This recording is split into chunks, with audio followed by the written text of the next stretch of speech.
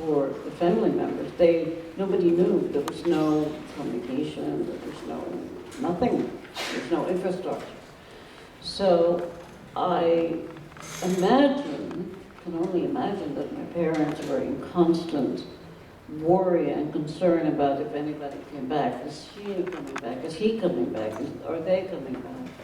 But we never spoke about anything. Nobody, in fact, in Holland speaks very much, or ever spoke very much about the war. That was kind of too painful, I guess. So I didn't really know until an adult why I lived in such darkness and such worry and such depression. To indicate a little bit about what the atmosphere was, my sister committed suicide in her 20s. Not necessarily for any one particular reason, but the darkness that we grew up with, the lack of love, I might add, the lack of touch. And my brother committed suicide a few years ago. Couldn't hack it anymore. He always used to say, we were born wounded, and we got very little tools to address that, to work with that, to come beyond it. And for me today, and I don't want you to feel this about me, because this is about what we call in Holland second-generation war victims. For many of us, it is a constant overcoming of the darkness and the anger and the worry and the grief of losing. That goes on and on and on. We weren't born in an atmosphere of joy and happiness. Thank you.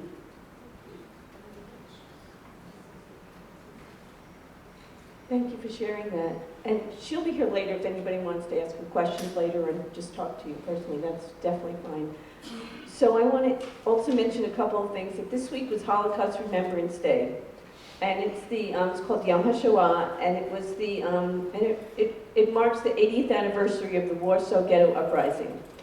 And we just every year want to remember the 6 million Jews and many more other millions of victims that were killed. And Miep Gies, as we saw tonight, she was such an upstander. And that's really how we teach the Holocaust. And with that, I'm going to turn it over to Stephen to talk about how is this today as an educator, do we really, with all the challenges that we have, and with the anti-Semitism, there's a lot of anti-Semitism going on at this time. Can you share some of that with us? Sure. So one thing, in the state of Florida, we have a mandate for teaching about the Holocaust. And we also have new benchmarks and standards for teaching about the Holocaust. But, why are we teaching about the Holocaust? And are we teaching about it effectively in a way that we're actually putting it into classrooms in a way that students can understand something that's deeper than just a single story? And usually most students, many of you probably were exposed to the Holocaust and Holocaust education through the Diary of Anne Frank. Most people, and for some, that's all they learn, is the Diary of Anne Frank. That is the one story that they read.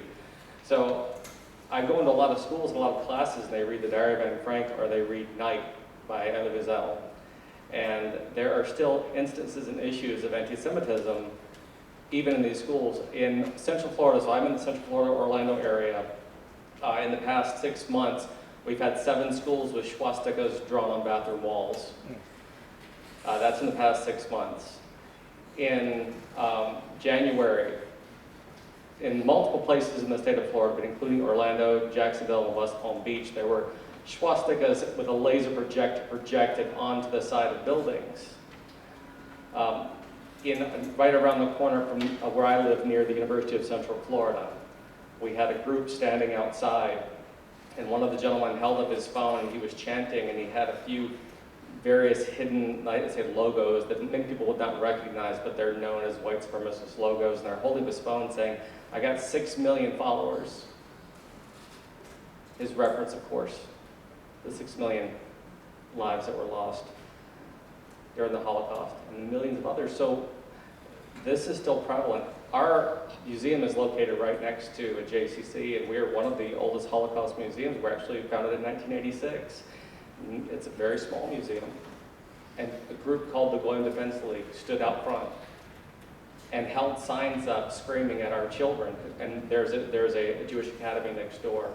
only goes through preschool through 5th grade, and yelled things at our students that were, I won't even repeat, and I'm not squeamish. I wouldn't repeat what they said, and they held up horrible signs yelling. Now the police came, but it was a freedom of speech issue, and they stood out front.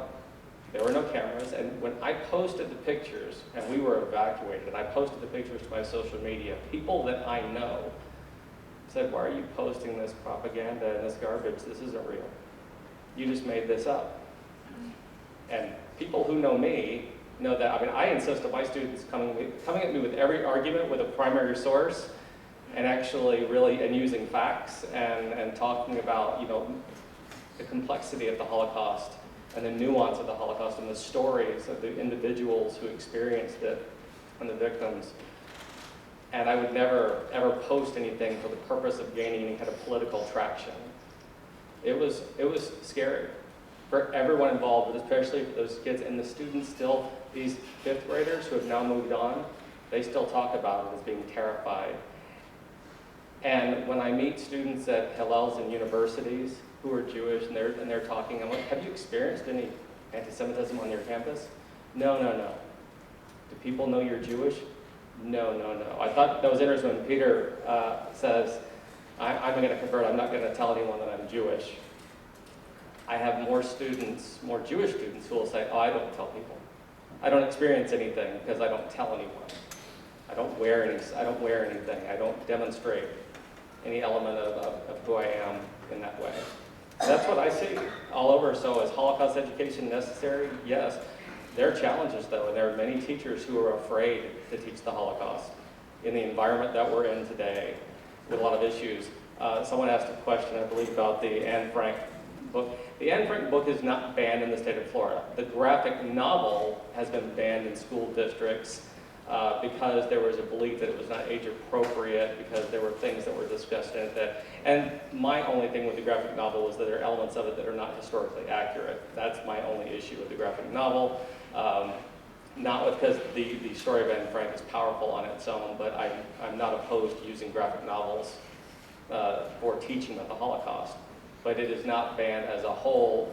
But are there people that are afraid that it will be? Because things are being banned, there are issues. Without being political, yeah.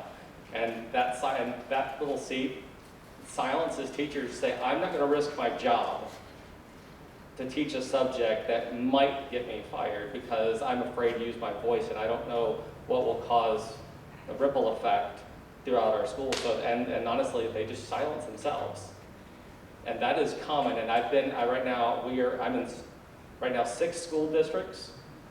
And I typically see about, this year alone, I've seen 7,000 students, and I've been in over 120 classes, and it is the same song in every class. I'm afraid. And the ones who are brave enough to, they're still wondering, what can I teach? What am I allowed to say? It's scary. But on the other hand, we're so busy. We have to keep doing this. It's required instruction in the state of Florida, mandated. So we need to keep having money to keep teaching this and to fight anti-Semitism. So just for a few minutes, because it is getting longer, would you, Jeff? I've been doing theater all my life as an actor and director, and much of what I've done has been drama. That's my specialty. And I can truly say that I've had no experience remotely like this. And this has been difficult in ways I never could have foreseen. I mean, first of all, I am Jewish. I know the story. It's very, very applicable to me and my family and my life. But working with the actors and crew on this, to have times when we had to stop rehearsal because someone was crying so badly they just couldn't go on, to have to talk with the actors who sometimes saying, I don't know if I can continue with this. So I want to stand to pay tribute to the tellers of this story, the cast and crew. Would you all please stand up? Stand up, please, cast and crew.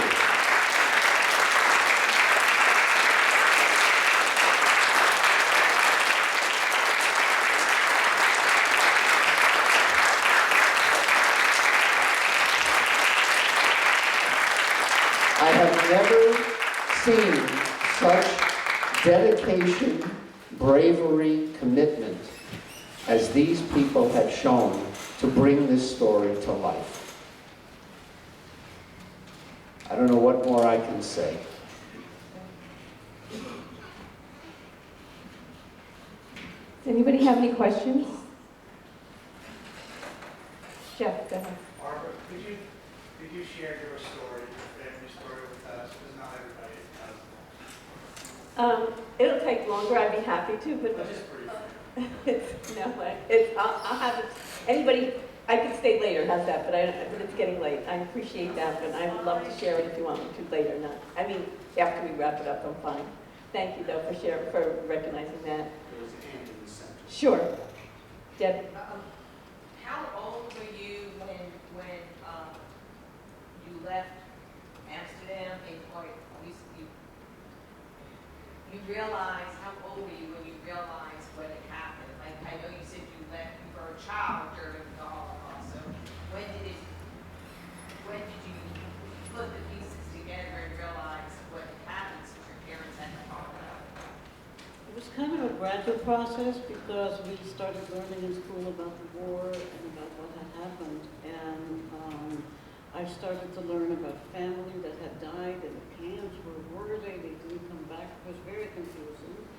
But eventually a niece of mine started to investigate all of our family members who had died in the camps. And interestingly, the Germans kept very meticulous records, so we could actually trace everybody. And when she did that, I was in my 30s, I want to say. And that's when I got the full scope. And then I started, and I married a Jewish man. I wanted my kids to be not so much Jewish religiously, but Jewish in a heritage. And I finally found that I got the full scope in my 30s, I want to say. But then it's still today, it's still a process. And one thing, if I may add, I wanted to say it's not just concerning Jews, this whole anti-Semitism. As we know, the Second World War was a world war. And if we are allowing lack of freedom, what Stephen said, people cannot teach what they want to teach because they're afraid to lose their job or afraid to lose whatever their business. If we allow to live in a country where we can be free to speak for something very important, and where we can be free to share, to be who we are, like you said, people were asked, are you Jewish? They said no. So we shouldn't have to be afraid to say that, but that's true for all non-Jewish people as well. We need to live in a country where we can be free.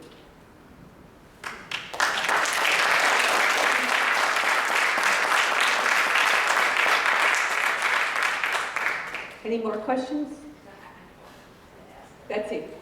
How does the German country reconcile themselves to what has happened, not just to the Jewish people, but the people that were in resistance and all the people that were persecuted? How are they reconciling that today to pay homage to those that have died and suffered? Well, that's a good question, and there's a lot of answers to that. All German students are required to learn about the Holocaust. So they definitely have been accepting it and teaching it, and it's now a third generation later. So it took 2 generations for the German grandchildren to say we need to look, they're learning about it, and it's required in their schools, and anti-Semitism is actually illegal in Germany. So on May 15th, Herc is showing a film at the Challenger Center called Reckonings, and the flyers downstairs, and that's exactly what this is about, that right after the war in 1945, the Claims Conference is an organization that was developed to help Jewish survivors find some way to go on because they had no money, they had no home, they had no clothing, they had no food, they had no family. So where would somebody go? Like my parents, for example, and other survivors. There was no place for them to go. So this organization was created. The German government really did not want to provide any restitution until they came to a full agreement of how to do this. Because think about it, the Germans hated Jews, and they didn't want to give them anything, but then they had to come to some agreement because there was no place for these people to go. So that's part of the answer I can give you. I actually can refer to a scholar. We can send that information over to Michael. I'll be happy to help with that. Does that answer that a little bit? Okay, good. Any other questions? You talked about we should be free to express ourselves. There's about 190 nations in the world. Is America the last best hope for preserving true freedom? You know, just last week in the state, let me just answer, I know, it's a complicated question. So the legislature just passed, or not, didn't pass, but went through some committees on how to monitor hate speech or anti-Semitism because of what Stephen talked about. It's just rising. If you look at the ADL numbers in the past year, I mean, it's gone up over 50% in the past year of anti-Semitism crimes. It's staggering. So there has to be a line where is freedom of speech and where's hate speech. And so I think that the legislature is going forward to set some rules and laws in place that they can start finding laws against hate crimes, rather. I mean, because yes, we can be free of speech, freedom of speech, but we shouldn't have hate crimes in any way. Does that answer the question? Or not really? It was a difficult question, yes. It's, no. Can I? In the balcony. In the Yes. balcony. I wanted to point out at the end when they're all in their Holocaust uniforms, they all have a triangle and they're all different colors. There is a reason for what color that these actors have on their uniforms. Jeff, can you explain? Or I can explain it. okay, costumer. Hi, I'm Lindsay. I'm the costumes that are going to explain the triangles, and then I'm going to ask a question of you. Most of you know that during the Holocaust, it wasn't just 6 million Jews who were murdered. There were, I think, about 5 million people of Romani descent, homosexuals, people who were considered disabled, asocial, which includes autistic people. There were many, many people who were considered degenerate by the Germans and who were either murdered or sterilized. So in order to honor those people, we all chose to look up what color of triangle we would have been required to wear. Some of us didn't belong to any of those groups and just chose one. I personally am a queer, disabled, autistic Jew. So I have 3 triangles. There are others of us who had different colors. So I encourage you to look up prison camp badges, or you can look at Auschwitz prisoner badges, and see all of the many different kinds of people who were grouped in and hated by these people. And you may find yourself or someone you love very much in one or more of those groups. I also was going to ask Jeff if I could ask a question, so since I'm already standing. I just wanted to share that I have a son. He's 8 years old. He'll be 9 soon. He's in 3rd grade. I'm Jewish. He is Jewish. He has a Jewish father. He has already experienced anti-Semitism in school, as I have in workplaces, in college, and many places like that. Having a child, any child in the United States who is in school, is scary. 8 a.m. to 3 p.m. every day. I'm terrified I'm going to get some kind of message that there's something happening dangerous at my child's school. Imagine on top of that having a child who is Jewish in this current state. I'm not trying to be political, but I just want to beg of all of you, if you felt something during this play, don't just take that home, process it, and move on with your life. Think about this and the people who have to live with this every single day, and please do not ever let anything like this happen again. Thank you.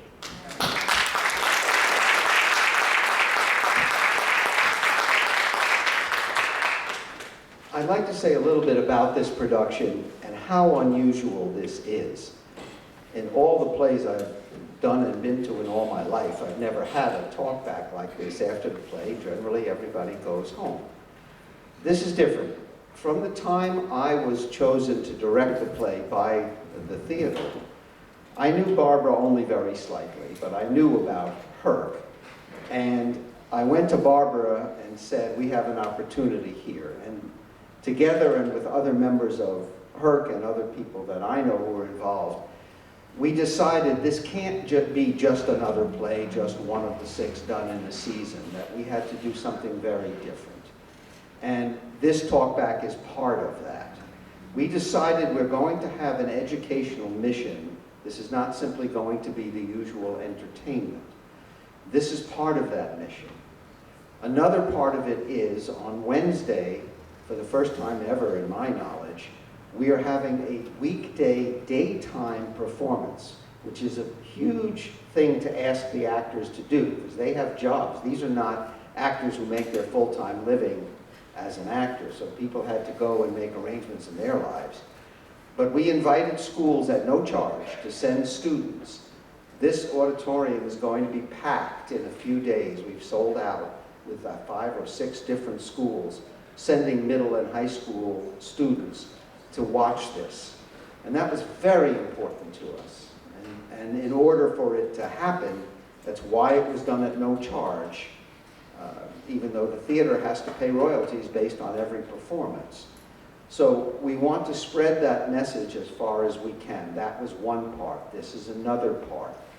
And I'm hoping the rest of you will help spread this as well by talking about what you've seen, by encouraging others to come and see, particularly others from other communities and generations that don't know that much about the Holocaust, to come and learn with us here and to support the mission of spreading the word to help try to prevent that there doesn't have to be another play like this a generation or 2 from now.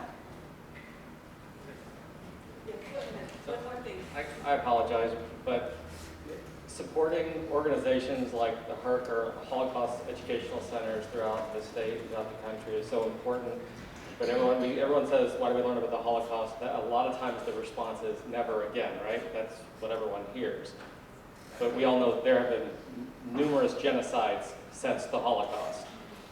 Michael Barenbaum, who was an eminent Holocaust scholar, we say he's the guy. As for Holocaust education, he said that basically says BS. To say never again, because he actually said that at it last year, and I was just floored because it continues to happen. We have to continue to fight and be aware and support educational organizations that are using this mission to educate our young, to educate our students, to educate the community. So I really appreciate you guys are supporting all this, because coming up from Orlando, we don't have many organizations aside from ours and throughout the state, so it's really great what Barbara's doing. Thank you, and thank you for coming, all of you here today. Will you have this panel after, on Wednesday for the children, or something similar to this? I think that would be something that'd be important, so the children can ask questions. I know that's probably not going to be the same panel, but I would encourage you to have yourself and maybe some people from your board, or some people that have experienced this, so those children can ask questions. Because if we have questions as adults and we know what's going on, these children, they probably, it would be good to have that opportunity.